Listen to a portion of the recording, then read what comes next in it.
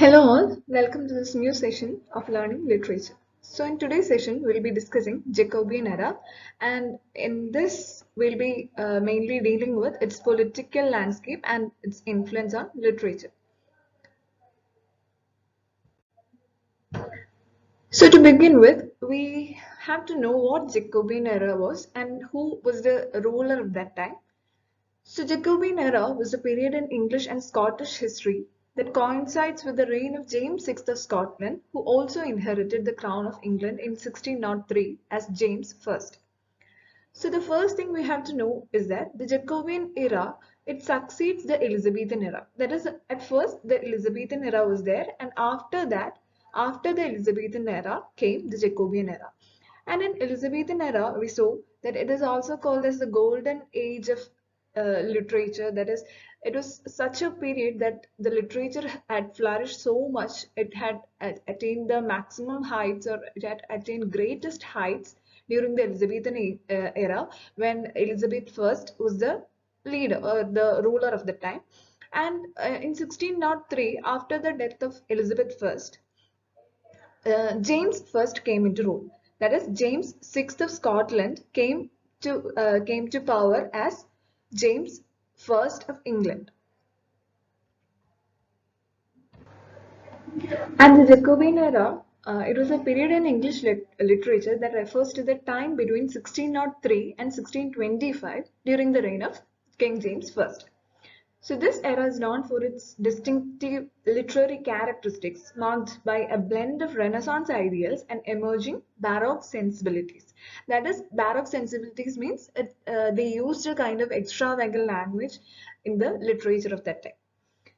And the major writers of the Jacobean period, they explored themes like the political intrigue, social change, and human psyche. These were the main themes discussed discussed in the literature of that time. And we can see that the major or the prominent literary figures or literary like authors during that time were like William Shakespeare, Ben Jonson, were some of the main authors during the period. Now, the main thing we have to learn is the socio-political background of the Jacobean era. That is what we have to discuss in this module. Okay, so coming to that, socio-political backdrop of Jacobean era. The first one we have to know is the succession and union. Okay, that is, we know, we already told that James I is the one who was a ruler during the Jacobean era. And when he came to power, we know that he was earlier known as James VI of Scotland, and he came to power, or he came to rule England as James I. That is why it's like called the Jacobean era. And the Jacobean period began with the succession of King James VI of Scotland to English throne as James I.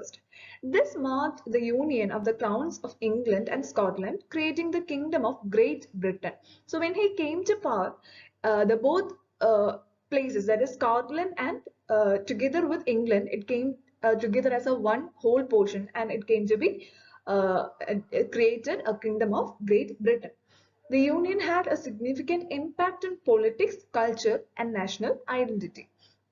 The second one we have to know is the religious tensions during that time, and it was mainly between the Church of England and the various dissenting religious groups.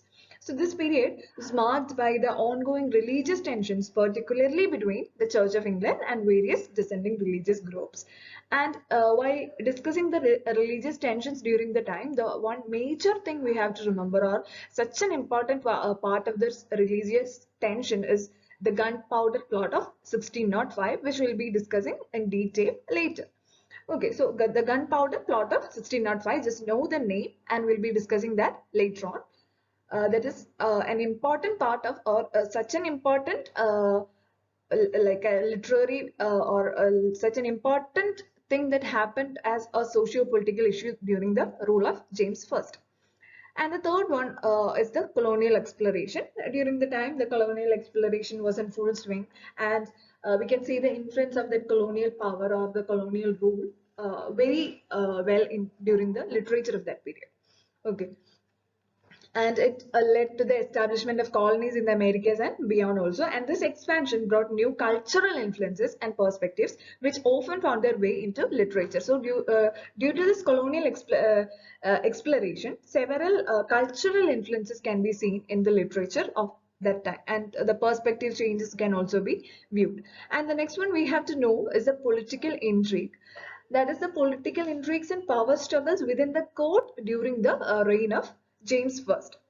So James I, or during the king's, during the rule of James I, he kind of had favorites within the court, such as the Duke of Buckingham, and this led to tensions within the court, influencing the works of playwrights who often used political allegory in their plays. So one of the major techniques used during the or techniques used in the plays of that period were the political allegories, and this one of the major influences that for this political allegory or the use of political allegory is the power struggles within the court of James I.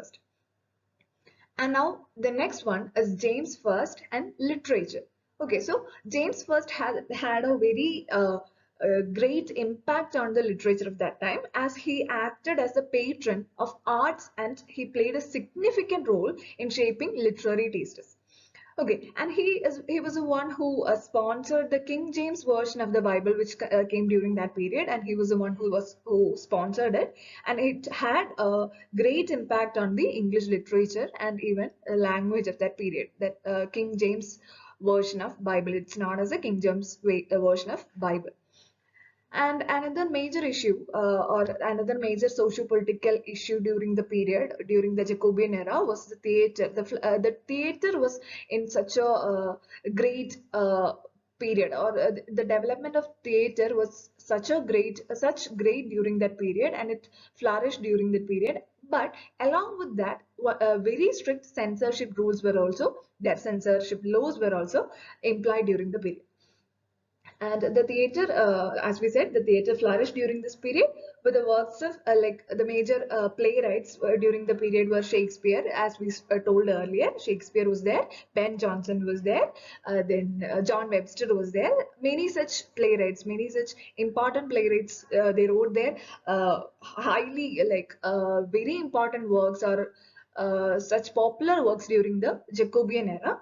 And but even though they created such great versions of their works, or even if their works were such great during the period, very strict censorship laws were there or took place during the period, and it actually influenced the content and presentation of the plays even. Okay. And now coming to the social changes during the period, there was a kind of shift in social structures during the period. And the Jacobean era or the Jacobean period, it witnessed shifts in social structures, like the emergence of a more defined middle class was there, and even we could see the changing gender roles during the Jacobean era, during the period of Jacobean rule.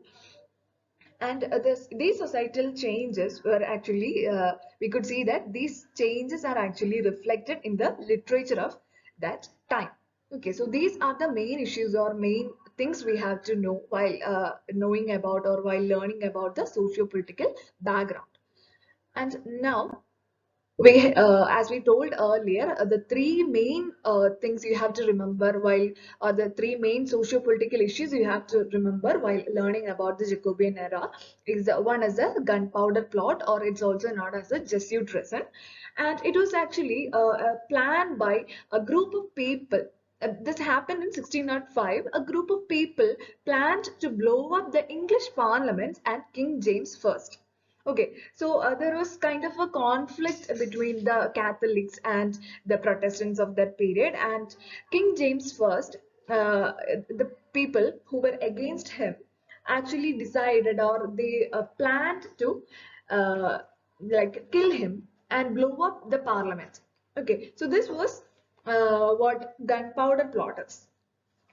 And as a part of this, they wanted to do this by placing barrels of gunpowder in a cellar beneath the Parliament building. Okay, and the plot was discovered before it was executed, and the people involved were arrested also. And one of the main things you have to know about gunpowder plot is the person behind this, the master brain behind this is it was actually a person named Guy Fawkes. He was the leader of this, and he was caught guarding the gunpowder barrels and became famous for his role in the failed conspiracy. And this person, Guy Fawkes, was actually he was guarding the gun powder barrels which they kept under the beneath in the cellar beneath the parliament, and he was caught from there. And later on, the other people who were involved with in this plot was also arrested. And like as a part of this, even now today in UK they celebrate the November 5th.